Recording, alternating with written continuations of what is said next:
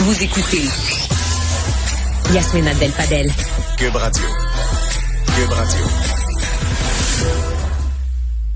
Alors, vous avez vu François Legault qui a beaucoup été critiqué cette fin de semaine après une publication sur son Twitter. Il a retweeté un texte de Mathieu Bock-Côté et ce dernier faisait évidemment l'éloge de notre vieux fond catholique. Monsieur Legault disait le catholicisme a aussi engendré chez nous une culture de la solidarité qui nous distingue à l'échelle continentale.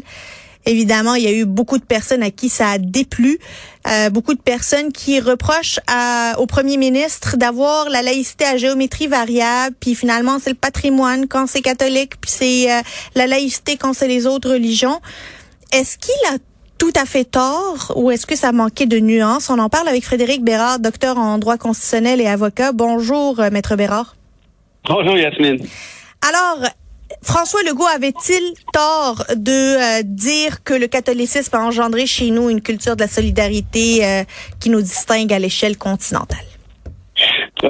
Wow, c'est quand même assez ironique, parce que souvent quand on justifie, par exemple, la loi 21, on dit le Québec a donné côté religion, nous sommes maintenant rébarbatifs aux religions, on veut plus rien savoir des religions, on a trop donné avec le catholicisme, et là tout à coup on nous sort ceci après la crise des locaux de prière, on le sait à Laval, je dis la crise entre guillemets là, parce qu'à mon avis c'est plutôt une petite goutte d'eau dans cet océan si classique.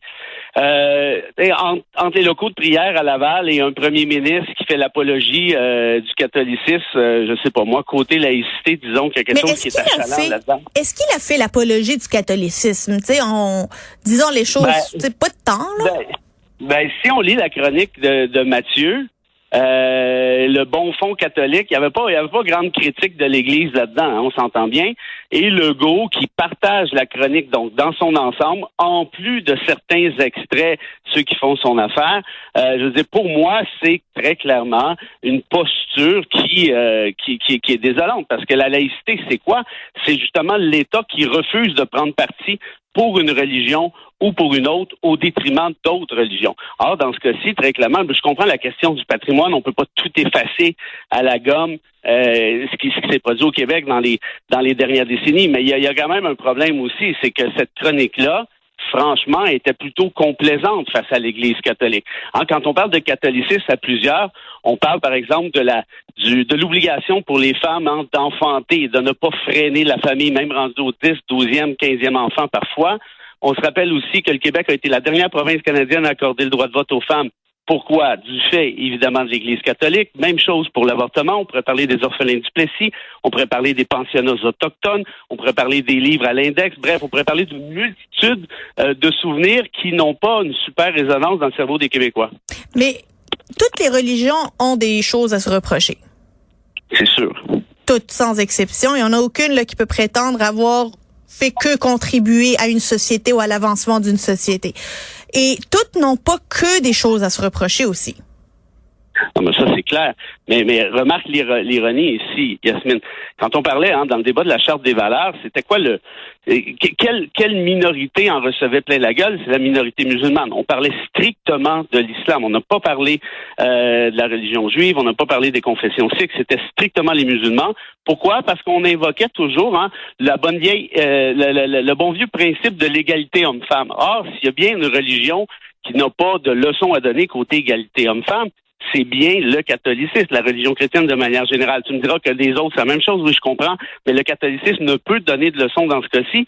Et donc, tout ça pour dire que c'était absolument comme non seulement incongru, ça semblait un peu surréaliste, parce que ça fait combien d'années que moi, et je ne sais combien d'autres, on disait ceci, c'est pas de la laïcité, c'est de la catho-laïcité, votre affaire. Le débat de la Charte des valeurs, c'est fait sous le crucifix de l'Assemblée nationale. On aurait adopté cette même charte sous ce même crucifix. Si on regarde encore dans la loi 21, il n'y a absolument rien qui interdit les subventions aux écoles religieuses. En d'autres termes, c'est une espèce de, comment je te dirais, d'inéquité absolument quasi loufoque, et on essaie de nous faire croire que non, ça s'applique à toutes les religions. Or, parle avec n'importe qui est en faveur de la loi 21, donne-lui 3 courtes minutes et il va te sortir un truc islamophobe, c'est à peu près garanti.